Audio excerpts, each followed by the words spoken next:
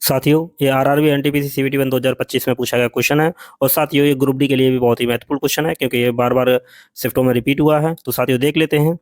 साथियों, एक तालिका दी गई है जिसमें जो वर्ड्स हैं, अल्फ़ाबेट हैं, उन्हें कूट किया गया है। किस कूट को किस अल्फ़ाबेट से कूट किया गया है। फिर इसकी शर्तें दी गई हैं, और शर्तें क्या क्या हैं वो देख लेते हैं साथियों। तो पहली शर्त है कि यदि पहला घटक प्रतीक है और अंतिम घटक एक संख्या है, तो इन दोनों यानी पहले और अंतिम घटकों के जो कूटों को परस्पर बदल दिया जाएगा। दूसरा है कि यदि पहला घटक एक विषम संख्या है और अंतिम घटक एक सम संख्या है, तो पहले और अंतिम घटकों को कॉपीराइट से कूटबद्ध किया जाएगा।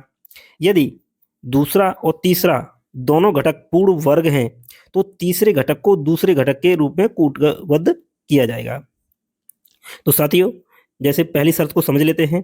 पहला घटक एक प्रतीक हो, कोई भी हो, और अंतिम घटक एक संख्या हो, तो जो पहला घटक है वो अंतिम वाले से कूट किया जाएगा, और अंतिम है वो पहले से कूट किया जाएगा।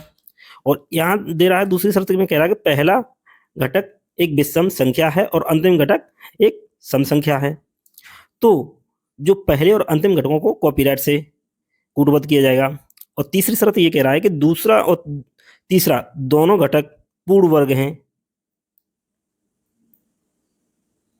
तो उन्हें जो दूसरे घटक के रूप में मतलब जो तीसरा घटक है उसको दूसरे घटक के रूप में कूटबद्ध किया जाएगा। तो साथियों, चलो सॉल्व कर लेते हैं। एक क्वेश्चन दिया गया है, @ 4 और 8 और 6। तो पहली शर्त को देख लेते हैं साथियों। तो पहली शर्त में क्या कह रहा है, ये पहली शर्त में कह रहा है कि पहला घटक प्रतीक हो। तो पहला घटक क्या है, प्रतीक है, और अंतिम घटक एक संख्या होनी चाहिए, तो अंतिम घटक एक संख्या है। यानी पहली कंडीशन फॉलो हो रही है। तो इसमें क्या होगा कि पहले और अंतिम घटकों को आपस में कूटबद्ध किया जाएगा, परस्पर बदल के। तो @ का कोड क्या है, Q है, और 5 का कोड क्या है, J है।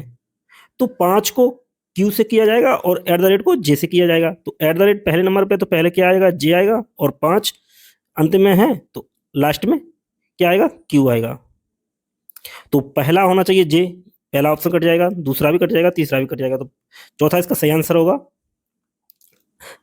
तो इसका सही आंसर है D।